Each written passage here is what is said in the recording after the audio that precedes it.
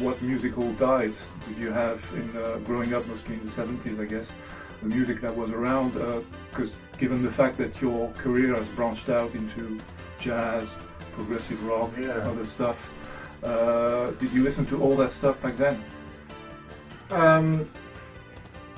I probably started off with the late Beatles. That was probably my starting point. I mean, at home there was a mixture of classical, some late, Beatles, random things, Bob Dylan, James Taylor.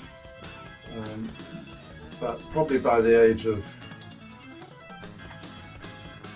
10, 12, I was getting into, apart from those, I think T-Rex was the first band they brought an album of, but David Bowie, The Who, and then I think there were two things that turned my head.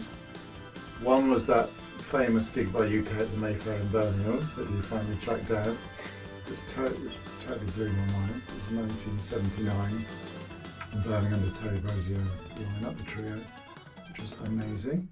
And secondly was the album Going for One, the Yes album, which was the first Yes album I knew, and Awaken particularly just turned me upside down. It was so amazing, I couldn't believe how amazing it was.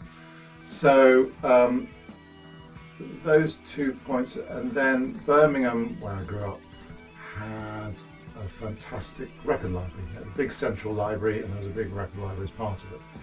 And I would go in after school, and there were booths. You could actually, it was all vinyls back then, 1979, 80 or whatever. And you could take a pile of records into the listening booth and stay there for 3 hours. And there were hundreds of records there. So I would do that. I would literally go into the booth with a stack like this and just get into that magical world of whatever was there. And I record them, usually onto C90 cassettes.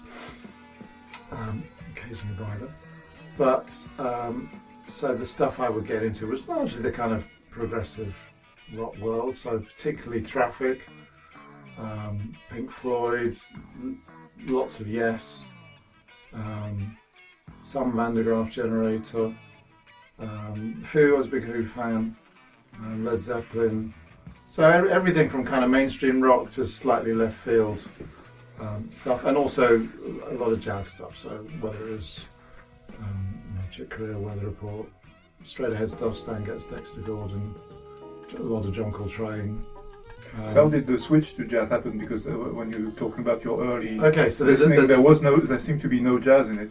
There was a clear chronology, which was that my dad had a Stan Getz album, but I got very much into, when I was sort of 11, 12, 13, into the progressive rock thing. And then through, I got into my first band, which was Fundamental Furniture, which was in Birmingham. We just played some pubs around Birmingham. The keyboard player is a guy called Hugh Nankerville, and he was in the Midland Youth Jazz Orchestra, and he was a really good jazz player. And he introduced me to Charlie Parker, John Coltrane,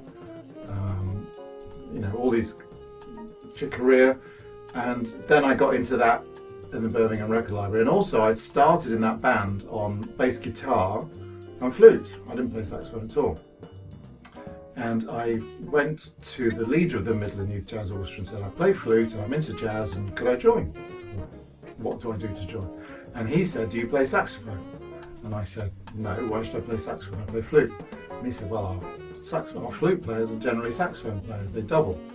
So maybe if you were to think about that, you're more likely to have a space for you. And my sister had a saxophone, because my sister played clarinet and a bit of saxophone. So I borrowed my sister's saxophone and basically started practicing. I got some lessons off a guy called Mike Reed, who'd been in the National Youth Jazz Orchestra, and he kind of put me on the path. And through the listening chain, if you like, starting off with John Coltrane and Charlie Parker and Stan Getz, everything that was available at the Birmingham Record Library, I kind of went down that rabbit hole, and I got more and more into the jazz. And to be honest, for about, where are we now? So we're down to 1982-ish. So probably for a good 10, 12 years, I was much more into jazz than all the sort of rock stuff.